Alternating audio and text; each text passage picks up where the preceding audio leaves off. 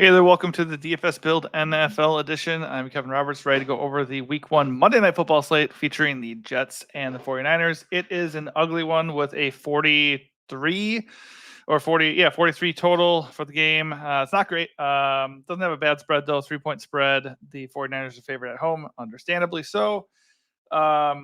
It could be an ugly one. This could be one of the first showdown slates where we might want to get one or even both of the defenses in here, and then also look to the kickers. But let's just go over all the top options, and we'll kind of analyze it from the captain slot as far as looking at ownership and projections and who we like the most. So if this video helps you out at all, please give it a like and also subscribe to the channel so you get alerted to future videos. We've been doing okay in the past couple of showdown slates. Week 1 overall was not really all that fun, although I nailed the Jaden Daniels pick. Had some other good plays too. Tight end was a wasteland. That really is what held me back personally. And then I had some value plays that I really liked that just did not hit, like Roma Dunze, Adonai Mitchell, some rookies that just honestly all the rookie wide receivers just did not hit. Malik Neighbors was probably the best one. He was solid. But Lad McConkey scored. He wasn't really on my radar. But yeah, it was not a super. Honestly, I've been breaking even every slate so far. So it's better than losing. So hopefully we can hit one tonight to end Week 1, and more than just for me. Hopefully I can help you win the process. We'll try to keep it fairly short and sweet. Hopefully under 15 minutes. And here we go. So right off the top, Christian McCaffrey has by far the best projection, and he's carrying the most ownership. If you want to captain Christian McCaffrey, I will not stop you. Obviously, if you're running 150 lineups, I definitely want to captain him a good amount. If you're doing a single entry, I don't know. I personally probably wouldn't. It's just my strategy. I never want to tell you not to play really good players because it's a showdown slate. They absolutely are in play. But anytime is going to be mega chalk, especially in the captain slot for a showdown contest. I want to get different. Now, I will probably have like 90+% of McCaffrey in my flex. I want to play McCaffrey even though it's a brutal matchup. He's obviously got a huge role, major PPR upside, and pretty good bet to score a touchdown. It is worth noting that he's been dealing with obviously that calf Achilles issue pretty much all summer. He hasn't really practiced or played much. So just another reason to go along with that logic and just go a little bit lighter on McCaffrey, or if you're doing one lineup, maybe even consider fading. I don't know. I don't want to fade him, but I don't really want to go overweight on captain. So if I'm running out several lineups, I'm going to slide McCaffrey to the flex. So that starts us off right away. So basically anybody we use from that point on is probably going to top out at 15% ownership. I mean, that's the plan. And then next up would be Breece Hall and Garrett Wilson. I don't want to do major sales pitches for these guys just because we know they're not, second and third in projection. We know they're second and third in ownership. So they're going to carry some ownership in the captain, but they're the next two best plays after McCaffrey. So I just like them automatically better than McCaffrey because they're not that far behind him as far as their projection and ceilings go. And then obviously they're like way less owned. So is it possible McCaffrey's ownership spikes a little bit and these guys are like half as owned as McCaffrey? It is. So I like them both quite a bit. I think Garrett Wilson is going to be the one that stands out the most for a few reasons. Number one, he's really explosive. Breece Hall is also very explosive, but he's very explosive. His projections very comparable to Breece Hall's, and he's going to be a little bit less owned than Breece Hall. The other thing is, if the Jets do not do well here, I think the best path for success for them is obviously going to be taking it to the air, playing from behind, what have you. So Garrett Wilson kind of is, game flow proof. Breece Hall also is pretty active as a receiver too, but it's really hard to know exactly what that's going to look like with Aaron Rodgers there, because last year they had bad quarterbacks who just were checking it down left and right, and he had like 76 catches. Pretty sure that was first among all running backs last year. So yeah, there's a lot of things pointing to Garrett Wilson being a slightly more interesting play in the captain slot in GPPs. And just obviously, I just think he's. And the other thing was Rodgers is, known for locking in on his number one guy and just force feeding them targets. And we know all those years with Devontae Adams. I expect it to be somewhat similar with Garrett Wilson. I don't know if the 49ers really have anybody that is going to be capable of like shutting him down. Their pass defense on the year last year, certainly wasn't bad or anything, but it was their weakness. They've ranked like 20th or so against wide receivers for fantasy points per game. So they certainly could be gotten a little bit through the air. And I think completely locking up Garrett Wilson's explosiveness isn't likely, in my opinion. So I think he's going to have some success. I do think the 49ers will be a little bit better up against the Jets on the ground. So Breece Hall might need to be kind of touchdown reliant. Maybe we'll need to get a bunch of catches out of the backfield. So 49ers were number 2 last year against fantasy running backs. Obviously, last year's defense and fantasy production doesn't always translate into week 1 or just across the season at all. So like I said, I like Breece Hall as well. I think right now of the top owned captains, Garrett Wilson, though, is my favorite. If we start looking at the quarterbacks, I'm not super excited to play Purdy or Rodgers in captain. You absolutely can slide them to flex. I have no problem with them there. The issue is they don't offer any rushing upside, and neither of these matchups are really that appealing. Purdy has got the better supporting cast. He's younger. He's a little bit more mobile than Rodgers, but the Jets were number 2 against fantasy quarterbacks per game last year. So it just, none of it looks that good. Obviously Purdy can just, dink and dunk his way down the field. He can slice them up with really explosive guys, whether it be C-Mac, George Kittle, Brandon Ayuk, Deebo Samuel. I mean, he's got a full cupboard to work with here. So as a flex play, no problem. And I do prefer him slightly above Rodgers. I don't really want either of them in the captain just because I don't really like the upside. Rodgers obviously is 40, coming off the torn Achilles. We just don't really know what we're going to get. He didn't play at all during the preseason. He does have a decent supporting cast. Obviously, Garrett Wilson, Breece Hall are the top 2 guys. And just leaning on those 2 alone, which if you look back at Rodgers' history, that's probably what's going to happen. He does offer a ceiling. I just don't know if it's necessarily coming in this matchup. When I was looking at this game before, just from like a betting perspective, I think the Jets offer the most value. They're like a 165 money line bet. So getting plus money for a really good Jets defense, good coached, and all of a sudden, or well coached, and then all of a sudden Rodgers is here to elevate this offense. I mean, the Jets as an upset pick is interesting to me. So if that's going to come to fruition, if that's going to come to play, I can't talk. Then Rodgers probably will have to have a pretty good game. But even so, don't think the ceiling is that massive. So I'm going to slide him over to the flex if I end up using him. I don't think you have to force either of the quarterbacks in the flex, given the other explosive options here, just because it's very possible in a game, in a defensive-minded game with a low total, that one or both of them could be kind of set at like 15 to 18 fantasy points, and we just might not get a major, huge game out of them. So if you want to play just one, I think Purdy is the way to go, but both are okay in the flex spot. Now we get to like the territory of like, who else is there that's really explosive and has a ceiling, maybe a lower floor, but could be very interesting in flex. I think Brandon Ayuk and George Kittle both. Well, Deebo Samuel too, right there. The ownership's not that crazy, but I think with Deebo, I don't see him having a huge impact, on the ground here. I think the Jets' run defense, with what we saw last year, I think it's going to be a lot better this year, just because they were not done any favors by their offense last year. And just as games went on, their run defense wore down. But they had the number 1 defense against the pass. So with Deebo, I think it's kind of like you're hoping for that rushing production, and then you're hoping for these big, yard after the catch plays. And I just think the Jets are going to have to pick one between Deebo and Ayuk to shut down. And it's a guessing game, but the reality is Ayuk is cheaper and he's going to be lower owned. The projection they have is pretty much the same, about like 1.5 point difference. So I'm going to lean with the lower owned guy who's a little bit more explosive naturally, and that is going to be Ayuk. Deebo is a fine play. You can definitely play him in the flex. You still can play him in the captain. He's not even going to have 8% ownership, so that's pretty appealing.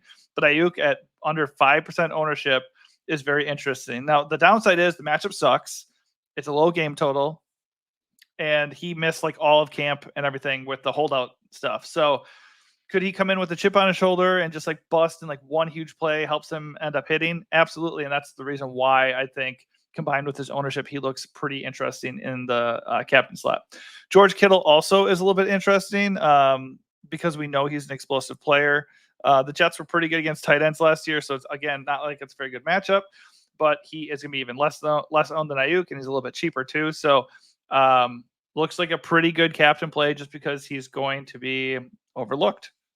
Obviously, the 49ers like to hold Kittle in there for pass protection and run blocking. So it's just not like as reliable as a stud tight end normally would be. So it is very hit or miss. So would I have a ton of exposure to Kittle in the captain? Probably not. Let me just check his flex price. I think it's pretty good, like usual. 7.4. It's okay. I don't have a problem with it. So Kittle in the flex is obviously totally fine. I just don't think he has a very safe floor. Pretty good ceiling. But I don't really have a major lean on Kittle other than if I'm going to play him with any confidence, I probably would rather play him in the captain just because he's not going to be owned. All right, as far as low owned guys and cheap guys that could be a little bit interesting to slide into captain to go get all those studs in your flex spot, I think some of the best ones look to be Tyler Conklin, Jordan Mason, and I think, let's see, probably Alan Lazard. Now, the upside with Lazard is that he knows Rodgers. So if Rodgers is having any issues, he could go to a familiar safety blanket. And also, Mike Williams is back from a torn ACL, but we don't really know how much Mike Williams is going to play and how effective he'll be. And if he gets in there and the knee is giving him issues, I don't know. So if there's any chance that Lazard gets a lot of playing time at 3K flat, he's pretty interesting. I think a dash of him in captain is fine, and I think he looks like a really good flex play. If we look at his flex price, it's pretty cheap, I believe. Oh, he's 2K flat. So yeah, that's pretty welcoming for sure. Let's see. Isaac Garanito is, yeah. So I think Jordan Mason's the first guy up with Elijah Mitchell on IR. So he looks pretty interesting too. Let's check his price. 3K flat. The interest in him would be obviously the 49ers want to play McCaffrey, but if McCaffrey is not like fully 100% and or he gets hurt inside the game, Mason could end up having a lot bigger opportunity than we originally thought. So a cheap little option to slide in at flex to save some cash. I think the captain is getting a little bit too cute, but if you want to play the angle if McCaffrey gets hurt or they just completely split the load to ease McCaffrey back in, it's not crazy. Juwan Jennings, if you think Ayuk's going to be limited or anything, he is there. Jacob Cowing also is really cheap. These guys are complete dart throws. Jennings is a lot safer, but I probably prefer him in the flex if I'm going to use him. Thing is, he's not like so cheap in the flex at 4K that he gets me where I want to go, as opposed to somebody like Alan Lazard or Jordan Mason. Another guy I want to mention is Braylon Allen. He is going to be behind Breece Hall. I don't anticipate he plays a ton, but he is a pretty efficient back, pretty explosive. So at his price point, 2.8K in the flex, that is not so bad. I wouldn't captain him just because the opportunity for a massive role is not really going to be there. As far as kickers, both the kickers are in play. Jake Moody and Greg Zierlein. Both of them have good legs. Both of them are obviously in pretty good offenses. I'd have the lean for offensive upside would obviously go with Moody. But I feel like as far as offenses that might stall out a little bit more, Zierlein with the bigger leg probably comes in as the more appealing option. He's also cheaper, projects about the same, and is slightly less owned when you look at early projections. As far as defensively, the 49ers and Jets both look good. You absolutely can captain a defense on this slate. It's a low game total. Rodgers' first game back. Purdy hasn't had an excellent camp, and Ayuk and Trent Williams missed all the camp. So could we get a really ugly game where the defenses rule the day? Absolutely we could. So I have no problem with kind of picking between those defenses, and then you can even slide the other defense in flex or just play both defenses in the flex. The only issue with that is if the defenses are going to garner crazy ownership. Now, they're not going to get ownership in the captain slot, really. 49ers coming at 1.6. Jets are at 1.7, so that isn't going to be the issue. The issue would be if they're going to be owned in flex. Let's see where they're at. 19%, so not even that bad, really. So I actually, if that's where the ownership is going to stick, I would play around with one of these defenses in the captain slot, and I would definitely be a little bit overweight on defenses in general because the field isn't really reacting properly to the defensive aptitude here and the game total and everything. So that would definitely be interesting as well. Just real quick, kind of check who else stands out as a possible. Oh, Tyler Conklin. I didn't really go over him too much. But Conklin in the flex at 3.6K, he's one of my favorite values in the flex, and he's absolutely in play in the captain. Rodgers is kind of inconsistent with how he uses his tight ends. And Conklin is not like a super elite athlete or anything either. So I think he's definitely a hit or miss guy. So play him in the captain is very risky. But as far as a value goes at 3.6 in the flex, he's really hard to not use. Like if you wanted to compare him to Jordan Mason or Alan Lazard or Braylon Allen, any of these other guys that you might be using in the flex, I think I would prefer him just because of the floor he would possess. Those guys just offer a little bit more ceiling and probably will be a little bit less owned is the main difference there. Xavier Gibson, he'd be the main return guy for the Jets, and he's like a fringe wide receiver for them. So I guess you could consider him if like you want to play the Jets with Gibson and get a return score, you get double the points there. And then if he does anything as a receiver, that's just the cherry on top. The only problem is it's impossible to predict, and you don't know if that's actually going to happen. Malachi Corley, don't really know if he's going to have a role right away. He's like basically New York's version of Debo, but it doesn't really, let's see, look at the depth chart. He is 5th. So I guess Xavier Gibson feels a little bit more reliable between the two. But the other thing you have to consider is the guy active? And if he is there a guy or two in front of them that could be an injury risk or could be not as effective as you normally thought? I mean, like Lazard and Mike Williams ahead of him. Xavier Gibson obviously is a tiny dude. So if one of those guys get hurt or they just don't want to use Gibson in a certain situation, Corley could end up playing a little bit more than we thought.